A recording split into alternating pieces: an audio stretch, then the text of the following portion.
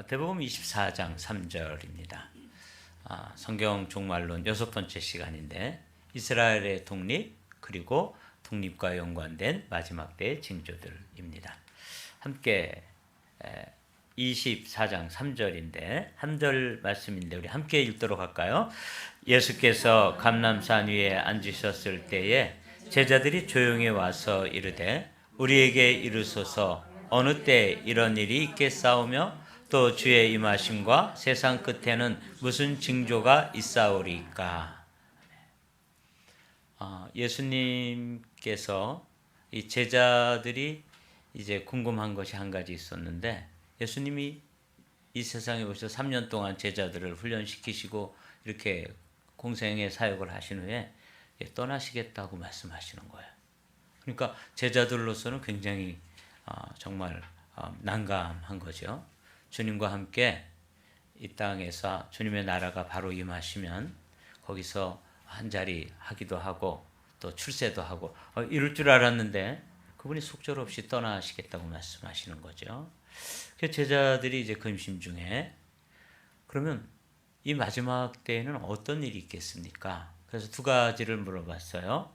어느 때에 그리고 무슨 징조가 이렇게 두 가지를 질문을 했는데 주님께서 어느 때, 때를 묻는 질문에 대해서는 침묵하셨습니다. 그리고 무슨 일, 이 징조지요. 어떤 일이 일어날지에 대해서는 아주 자세하게 그리고 제자들이 알아듣기 쉽게 그렇게 말씀을 해주셨어요. 그래서 오늘 우리가 이제 이 말씀 무슨 징조에 대해서 지난주에 딱 한 가지를 나눴죠. 이스라엘의 독립에 대해서 나눴는데 오늘은 이스라엘의 독립과 연관되어서 이 땅에 펼쳐질 이 미래의 일들을 함께 나누려고 그래요. 그리고 오늘 참 여러분들이 귀담아 들으셔야 됩니다. 제가 이 말씀을 준비하다가 이 세상 사람들은 지금 어떻게 생각하고 있는지 이 마지막 때 또는 인류의 끝에 대해서 크리스찬이 아닌 사람들 그 다음에 학자들은 어떻게 생각하는지 한번 찾아봤더니 이렇게 생각하고 있었어요. PIP 좀 빼주실까요? 네. 현대 과학이 말하는 인류 멸망의 7가지 원인이 있는데 첫 번째로 인류가 망한다면 인류가 개발한 핵을 전쟁에 사용하면 인류는 망하게 될 것이다. 그렇겠죠? 인류가 지금 개발해가지고 가지고 있는 보유한 핵을 동시에 터뜨리면 이 지구 같은 거는 한 7개 정도를 다 동시에 날려버릴 수 있다 그래요. 그러니까 우리가 사실은 어디에 살고 있냐면 TNT, 포탄 위에서 살고 있는 거예요. 무시무시한 상황인데도 우리가 뭐 불감증 때문에 잘 모르고 있는 거죠. 뿐만 아니라 이제 인류가 팬데믹, 인류의 어떤 질병이죠. 인류는 지금 코로나 바이러스를 통해서 한번 인류가 얼마나 취약한지 우리가 얼마나 연약한 존재인지를 인류 전체가 학습을 했지요. 근데 사실은 이 팬데믹과 같은 이 코비드 19과 같은 이런 질병뿐만 아니라 지금 우리는 알게 모르게 거의 매일 항생제를 먹고 있습니다. 제가 농과대학 축산학과를 나왔는데 병아리가 처음 태어나잖아요. 그러면 그 처음 태어난 그 아래에서 부화된 병아리에게 처음 주는 게 뭐냐면 계란 노른자예요. 이 계란 노른자에는 그 알 속에서 계란 속에서 한 생명이 발생되어질 수 있는 모든 영양분이 있을 정도로 아주 필요하고도 충분한 영양분이 들어 있습니다. 근데 그 계란을 이제 노른자를 쪄가지고 이제 이렇게 병아리한테 주는데 첫 번째로 거기다 뭘 섞어주냐면 오레오마이신을 섞어줍니다. 그러니까 항생제를 섞어주는 거예요.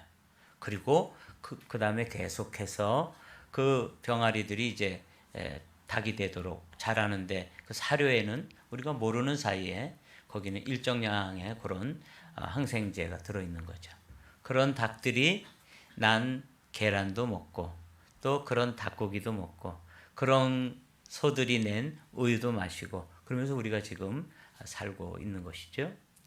근데 이제 이게 뭐 우리 잘 모르니까 그냥 마시지만 어느 시점이 돼가지고 이런 항생제에 대해서 반응하지 않는 슈퍼박테리아가 나온대요.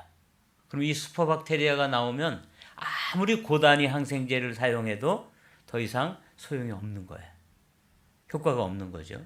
그래서 인류는 멸망할 것이다. 작은 박테리아에 의해서도 인류는 망할 수 있다는 것이 그런 학자들의 이야기예요. 꿀벌이 감소하는 것, 이런 건 좀 여러분 생소하죠?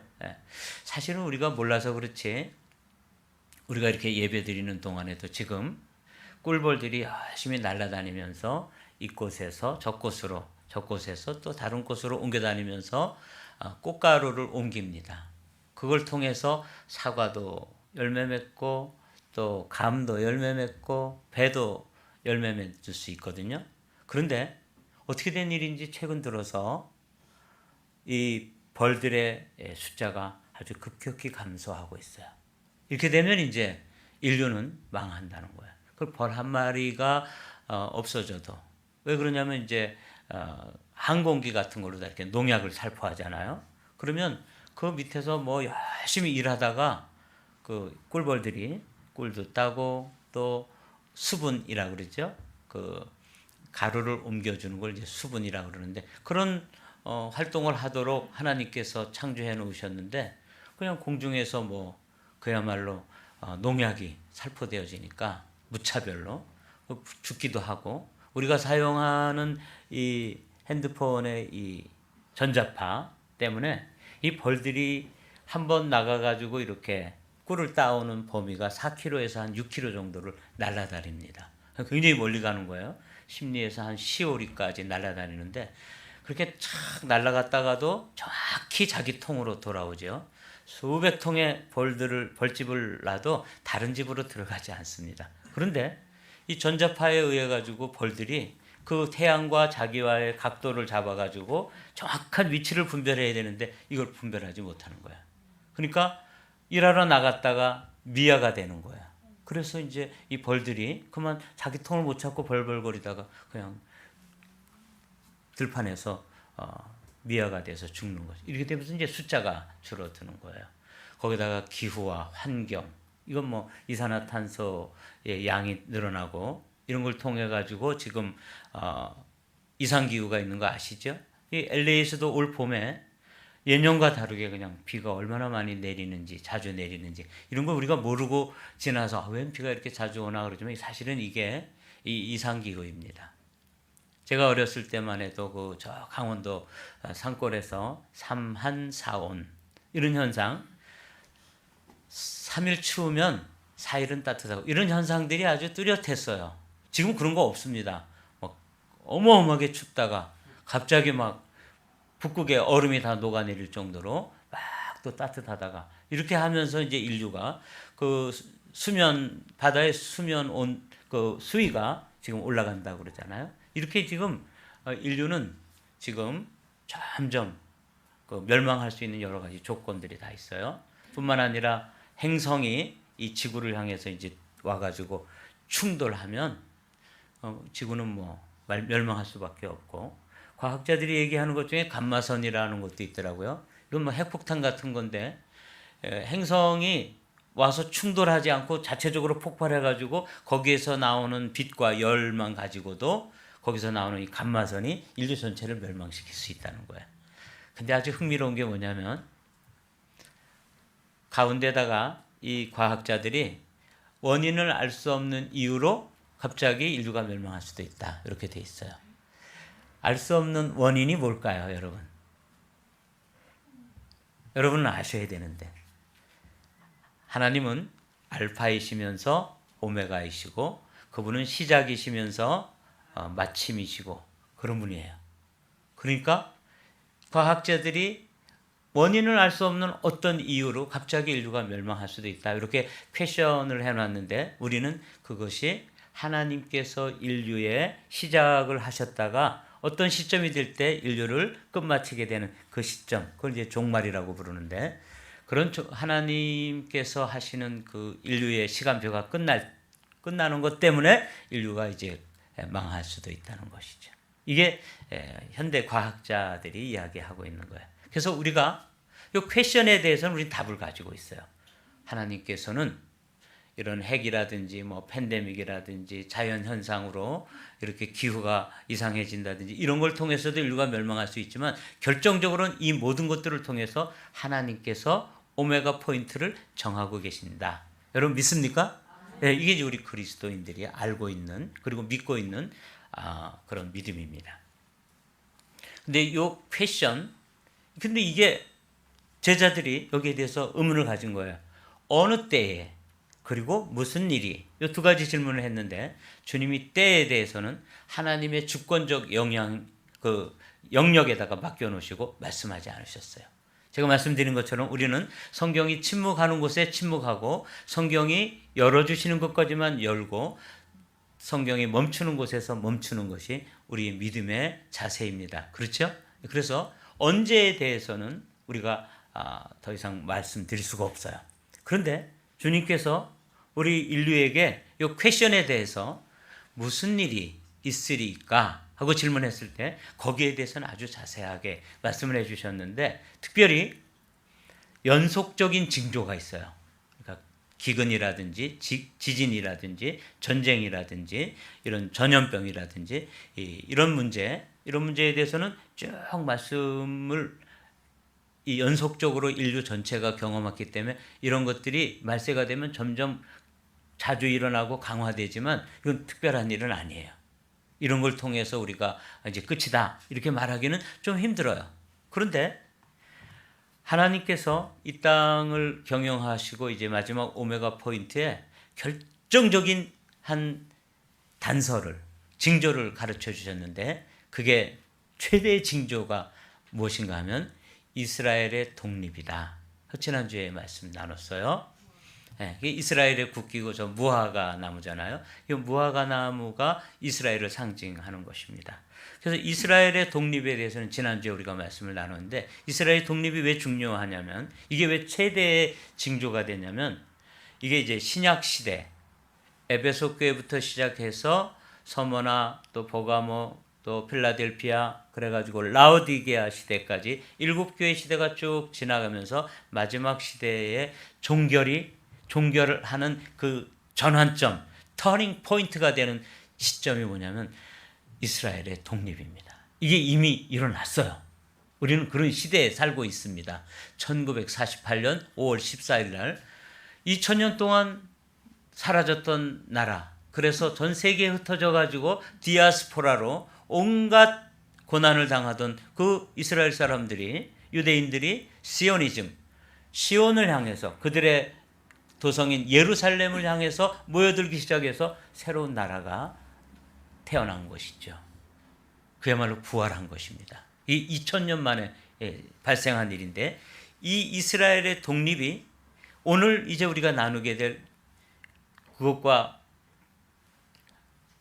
버금갈 만한 그런 역사적 사건들이 발생하는데 이걸 이제 마지막 징조에 5대 징조라 그래요. 여러분들이 이거에 대해서 이스라엘의 독립과 연관지어서 이런 것들이 발생하게 될 텐데 우리가 한번 알아보자는 것이죠.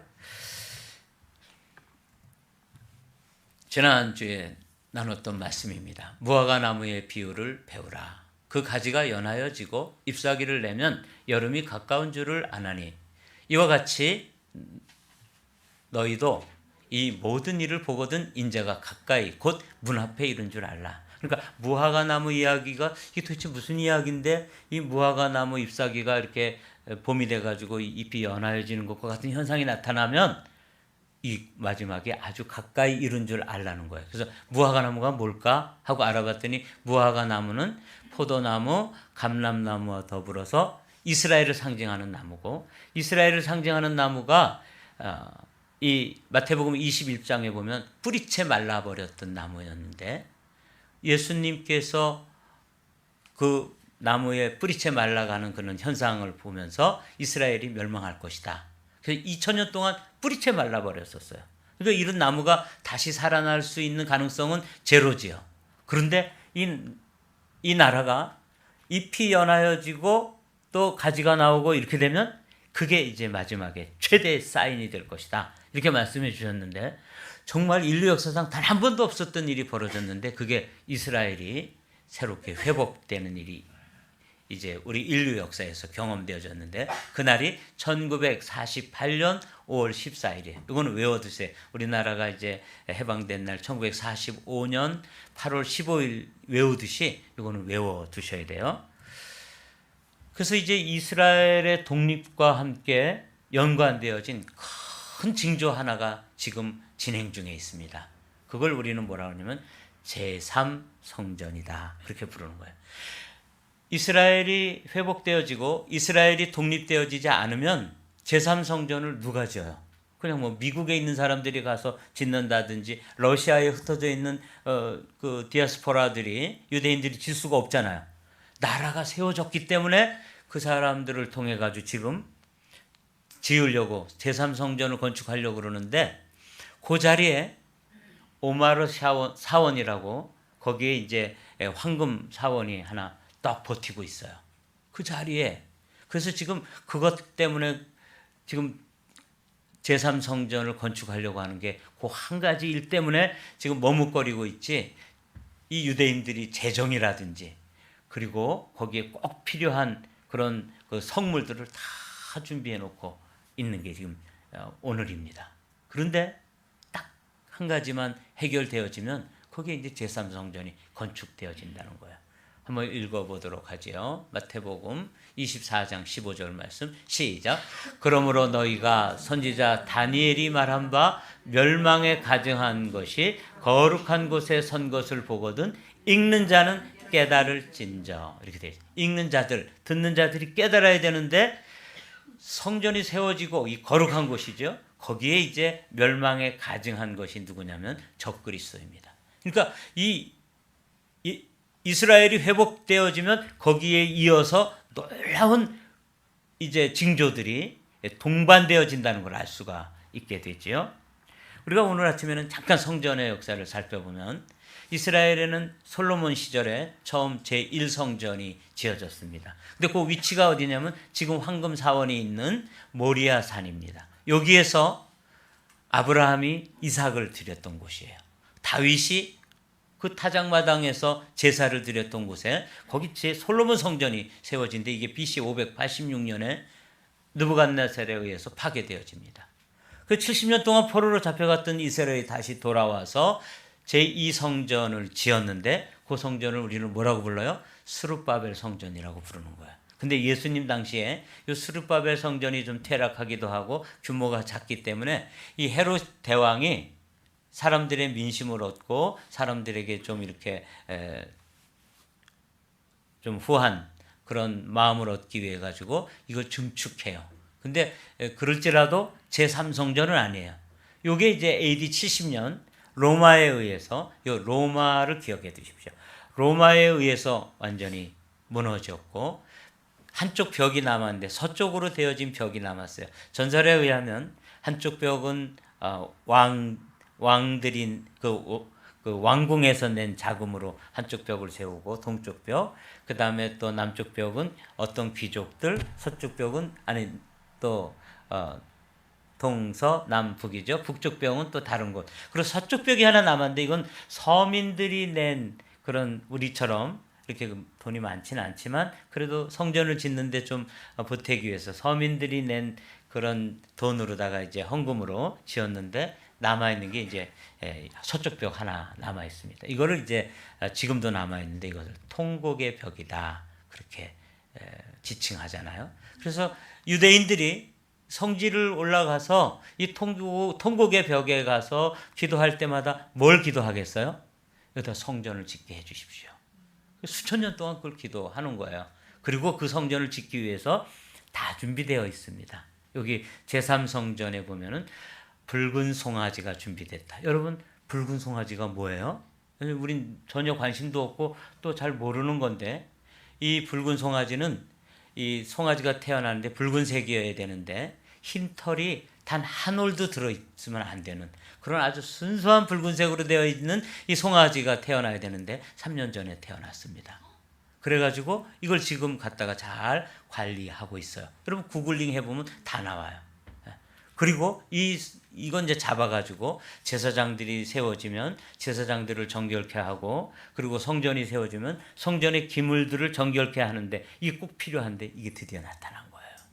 이렇게 지금 숨가쁘게 역사가 진행되어 있고, 아주 중요한 건 이 법궤는 모세 시대에 만든 법궤인데 법궤는 딱 하나입니다. 그런데 이 법궤가 지금 사라져 있는데, 이 법궤를 찾았다는 이야기도 있고 아직도 못 찾았다는 이야기도 있고, 근데 이건 비밀이에요. 그래서 법궤가 이제 발견되어지고 이러면 다 준비되어지거든요. 이렇게 되면 이제 성전이 새롭게 지어지는 거죠. 이것의 의미는 뭐냐면, 적그리스도가 이제 멸망에 가증한 것이 거룩한 곳에 서는 것을 보거든 할 때 적그리스도가 등장하게 되는 하나의 또 발판이 되기도 하고, 성전이 회복되어야지만 그런 역사적인 예언이 성취되어지는 것이고, 이거는 구약 제사로 다시 돌아간다는 의미는 아닙니다. 우리에게 있어서, 특별히 그리스도인들에게 있어서 제3성전에 거기 가서 다시 송아지 잡고 염소 잡고 양 잡아가지고 드리려는 게, 제사를 드리려는 게 아니고, 이게 뭐라고요? 하나의 결정적인 사인이다, 그 말이에요. 그런데 지금 이 오마르 사원이라고 그랬죠. 현 위치에 성전을 건축해야 되는데 아랍 국가들은 거기를 성지로 삼고 있어요. 이 아랍 사람들, 그 사람들은 사우디에 있는 메카와 이 오마르 사원이 그들의 두 양대 기둥입니다. 그러니까 여기를 건드리면 아랍 사람들이 가만히 있겠어요? 이래서 결국은 성전이 세워지는 그 계기로 인해 가지고 또 큰 전쟁이 일어날 수 있는데, 이것을 학자들은 3차 대전이다, 그렇게 부르는 거예요. 이게 지금 우리 눈앞에 다 와 있는 현실들입니다. 일어나지만 않은. 근데 이게 뭐와 연관되어 있다고요? 예루살렘의 독립, 예루살렘의 회복과 연관되어, 이스라엘의 그 독립과 연관되어 있다는 것이, 이게 지금 여러분과 제가 살펴보는 거예요. 두 번째로, 이 제3성전이 세워진 후에 아주 중요한 한 사람이 나타나는데, 그 사람이 이제 그라고 하는 인물이라고 그랬죠. 이 사람을 적그리스도라고 부르는데, 그 적그리스도가 세워지려면 국가가 나타나야 돼요. 근데 학자들은 입을 모아서 유럽이 통합되어질 것이고, 거기에 통치자가 세워지면 그 사람이 적그리스도의 지도자가 될 것이다.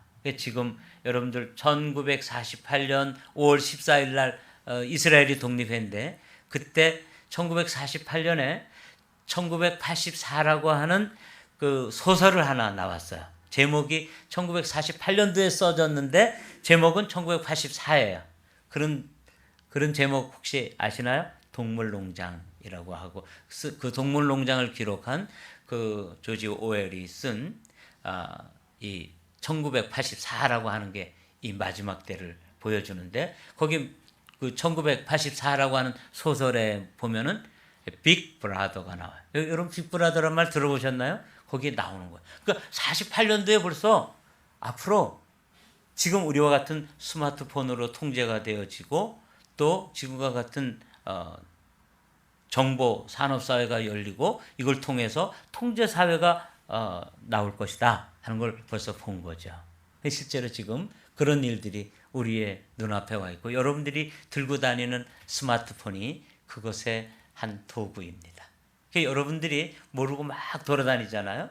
돌아다녀도 여러분들이 돌아다닌 그 길을 이 슈퍼 컴퓨터에서는 데이터로 다 수집하고 있는 걸 아세요? 저희가 한번 스마트폰을 잊어버린 적이 있어요. 그래가지고 구글에 들어가서 그 번호 치니까 어디까지 갔다가 웨스턴 어느 레스토랑에 가 있는 것까지 나오는 거예요. 실제로 그렇습니다. 근데 이제 그 사람이 거기서 탁 끄는 바람에, 그 다음에 이제 찾지는 못했는데, 그 어느 레스토랑에 가 있더라고요. 거기까지 저녁에 몇 시에 가 있다 하는, 이 정도로 여러분들과 제가 아무 생각 없이 돌아다녀도 우리는 사실 큰 어떤 그 통제 장치에 의해서 지금 제어되고 있는 그런 현실에 우리가 살고 있습니다. 이 일을 이제 결정적으로 정치와 경제 그리고 종교가 연합되어 가지고 한 통치자가 세워지는데, 그 사람이 적그리스도입니다. 이 사람은 뭐 나쁜 사람이 아니에요. 실제로는 아주 사람들에게, 특별히 그리스도인이 아닌 사람들에겐 그야말로 평화의 사도와 같은 그런 사람이 세워질 것입니다. 근데 이 사람이 결정적으로 이제 적그리스도가 되는 것이죠. 이게 이제 유럽 통합과 짐승표를 가지고 이제 이 세상을 통제하게 될 사람인데, 이게 이제 이 이스라엘의 역사를 보면 이게 이럴 수밖에 없는 거예요. 이스라엘에게 제일 먼저 통치를 하고 노예로 삼았던 나라가 애굽이죠. 애굽, 아수르, 그 다음에 여기 바벨론, 포로로 잡아갔었죠. 그리고 메데, 파사, 그 다음에 헬라, 로마. 로마에 의해서 이스라엘 성전이 제1성전이 무너졌다 그랬잖아요. 자, 이렇게 숨가쁘게 제2성전이 무너진 거죠. 숨가쁘게 역사가 진행되어지는데, 없어졌던 이스라엘이 나타나면 이렇게 인류 역사의 제국으로서 이스라엘을 통제하던 괴롭히던 나라가 또 나타나는데, 요거를 적그리스도의 국가다 이렇게 보는 거예요. 요게 유럽 연합에서 나올 것이다 하는 게 성경학자들이 입을 모아서 하는 이야기입니다. 이 적그리스도가 나오면 이 뭐 적그리스도가 나오든지 말든지 뭐 우리와 상관이 없어야 되는데, 이 한 가지 상관이 있게 돼요. 한번 16절 말씀 제가 읽어볼게요. 그가 모든 자, 곧 작은 자나 큰 자나 부자나 가난한 자나 자유인이나 종들에게 그 오른손에나 이마에 표를 받게 하고, 누구든지 이 표를 가진 자 외에는 매매를 못하게 하니, 이 표는 곧 짐승의 이름이나 그 이름의 수라. 표가 주어지고 그것이 손이나 이마에 이제 이식을 하는 거예요. 생체 이식을. 그렇게 해서 이제는 화폐가 없어지는데, 이미 화폐가 없어지는 거는 이제 비트코인이라든지 이런 가상화폐를 통해서 점점 화폐가 사라지고 있는 거 아시죠? 맨 처음에는 동전을 쓰다가 지폐를 쓰다가 그 다음에 카드를 쓰다가 이제는 가상화폐를 쓰고, 이것조차도 이제 통용이 어떻게 되냐면 이마나 손에 이제 어떤 생체 이식을 통해 가지고 인식할 수 있는 장치가 우리에게 심어진다는 거야. 근데 이 표는 절대 받으면 안 되는 거예요. 근데 우리는 한번 이게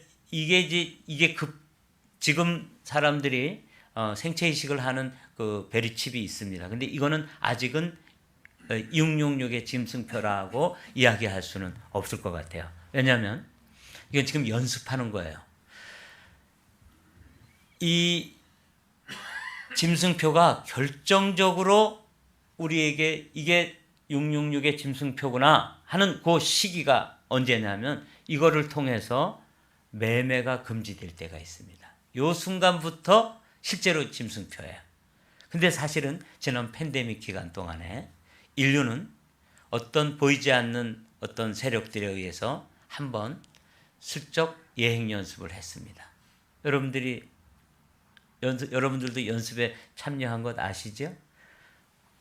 팬데믹 때문에 이제 우리가 백신을 맞아야 되고, 백신을 맞은 그 표를 가졌었습니다. 근데 그거는 생체에 이식하거나 이러지는 않았죠. 그 표를 가지고 가야지만 식당에 들어가는 거예요. 실제 저도 식당에 갔다가 거절을 당하고 뭐 이런 경험을 여러분들도 하신 적도 있고, 또 뭐 그 백신을 우등생처럼 잘 맞으신 분들은 그런 경험 없이 그냥 식당에 출입할 수 있고, 그걸 연습해 보니까 워킹을 하더라는 거죠. 그래서 지금 예행 연습을 차근차근 하고 있는 거예요.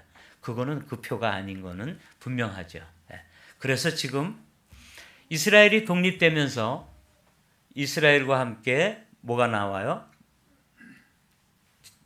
적그리스도 국가가 나오고, 거기에 지도자가 나오고, 그 지도자가 결정적인 순간에 매매를 금지하는 이 표를 주고, 표를 가진 사람만 매매를 할 수 있다 하는 그 시점이 온다는 거예요.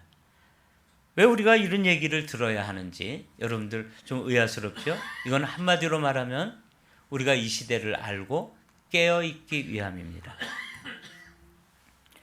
뿐만 아니라 이렇게 이스라엘 사람들이 이제 독립이 되고 회복이 되면서 적그리스도 국가도 지금 나타나고, 거기에 지도자, 통치자가 어떤 사람이 나타나고, 그걸 통해서 짐승표가 이제 주어지고, 아직은 우리 그거 경험하고 있지는 않아요. 그런데 맨 마지막에 예수님께서 무슨 일이 있겠습니까? 라고 질문했을 때 처처의 기근, 지진, 질병, 또 전쟁 이런 것들이 있을 텐데 그때는 시작이지 아직 끝은 아니다 그랬거든요. 근데 결정적으로 끝이다 라고 말한 말씀이 있습니다. 그게 이 말씀이에요. 14절 말씀 다 같이 읽어보죠. 시작. 이 천국 복음이 모든 민족에게 증언되기 위하여 온 세상에 전파되리니 그제야 끝이 오리라. 이거 자세히 마태복음 24장 읽어보면 이제는 재난의 시작이라. 그것 때문에 너무 염려하지 마라. 그런 일이 있어야 하겠으나 아직 끝은 아니다. 이랬는데 이 복음이 예수 그리스도가 그리스도라고 하는 이 복음이 다 온 세상에 전파되어지면 끝이다. 이렇게 말씀하셨잖아요. 그런데 지난 팬데믹 기간 동안에 놀라운 일이 벌어졌습니다. 오히려 사람들이 오갈 수 없고 이렇게 하는 사이에 이제는 줌을 통해 가지고 또는 인터넷 매체를 통해 가지고 또 유튜브 같은 거 이런 걸 통해 가지고 복음이 전파되지 않은 곳이 없게 된 거예요.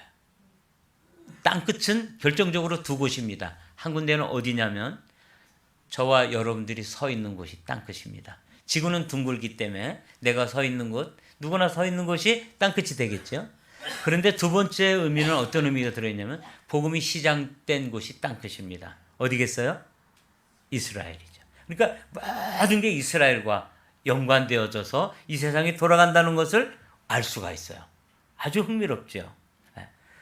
그래서 이스라엘 사람들이 2000년 동안 예수 그리스도를 다 거부했었는데 이제 조금씩 그들의 마음이 열리고 그들이 예수 그리스도의 복음을 받아들이기 시작했는데 그런 사람들을 우리는 뭐라고 불러요? 메시아닉 주라고 부르죠. 유대인들인데 주이신데 예수님을 그리스도로 고백하는 사람들이 드디어 생기기 시작했고 그들이 용감하게 나는 유대인이지만 예수님을 그리스도로 믿습니다. 이렇게 고백하는 사람들이 드디어 나오기 시작한 거예요. 이게 지금 우리가 사는 시대입니다. 여기까지가 아주 숨가쁘게 이스라엘의 독립한 이후에 지금 진행되어지고 있는 현상입니다. 제3성전이 지어질 것이고 유럽이 통합되어져 거기에 지도자가 나타날 것이고 적그리스도가 출현하는 것이죠. 그리고 그 사람을 통해서 어떤 역사의 한순간에 매매가 금지되어지는 그런 결정적인 순간이 나타나게 될 것이고 복음이 땅끝까지 전파되어지는 이런 현상들이 이제 지금 진행되고 있습니다. 우리가 이제 이런 말씀을 왜 교회에서 좀 불안하게 왜 이런 얘기를 해야 되는가? 딱 한 가지입니다. 깨어있기 위함입니다. 밤중에 소리가 나되 보라 신랑이로다 맞으러 나오라. 우리가 이미 나눈 말씀이죠. 지금 이 시대는 무슨 시대예요? 밤중 시대입니다. 그래서 모든 교회들이 잠들고 그 교회의 성도들이 다 졸고 자고 있는 이런 시대에 우리가 살고 있습니다. 몇몇 교회만 지금 깨어나야 되는데 그 깨어나는 메시지가 뭐냐면 신랑이로다 하는 소리예요. 자, 신랑이 온다. 신랑 대신 예수께서 다시 오신다. 재림하신다. 종말을 준비해라. 이런 메시지가 선포되어야지만 깨어나는 거예요. 다 졸며 자고 있는 이 밤중 시대에 우리 한마음교회가 이 말씀을 듣고 여러분들의 영혼이 이 시대를 분별하고 깨어나게 되시기를 주님의 이름으로 축복합니다. 깨어난 사람들이 어떻게 할 수 있어요? 깨울 수 있는 거죠. 깨어나야지 깨워내는 거죠. 여러분 믿습니까? 그러기 위해서 우리가 먼저 깨어나야 되는 것이에요. 그래서 힘들지만 이렇게 말씀을 듣고 신랑이 다시 오시는구나. 예수님께서 다시 오시는구나. 이게 그냥 전설의 고향 또는 옛날에 그냥 기록된 성경 말씀 가운데 들어있는 게 아니라 이게 현실, 우리의 현실 세계에서 1948년 5월 14일 날 이스라엘이 독립하기도 하고 이스라엘이 독립되어지니까 거기에다 제3성전을 세우려고 그러고 제3성전이 세워지면 그곳에 적그리스도가 자기가 하나님이라고 거기에 멸망에 가정한 것이 서게 되기도 하고 거기에 앉아가지고 전 세계를 하나의 질서, 원 월드 오더라고 그러잖아요. 하나의 신세계 질서를 만들면서 이 세계를 통치해 갈 텐데 그 사람은 정치 권력, 종교 권력, 경제 권력 이 모든 것을 가지고 이 세상을 통치하게 됩니다. 마치 팬데믹 시절처럼 말입니다. 그렇게 될 때 우리가 깨어나서 우리가 어디쯤 오고 있고 지금 어디쯤 가고 있는지를 알아야 되는 것이죠. 그래서 우리는 오늘 말씀을 이렇게 이 말씀으로 마치려고 합니다. 한번 읽어보죠. 주님의 재림은 시작. 주님의 재림은 시간적으로 임박했다기보다 상황적으로 임박했다고 말해야 한다. 이 무슨 말씀인지 아시겠죠?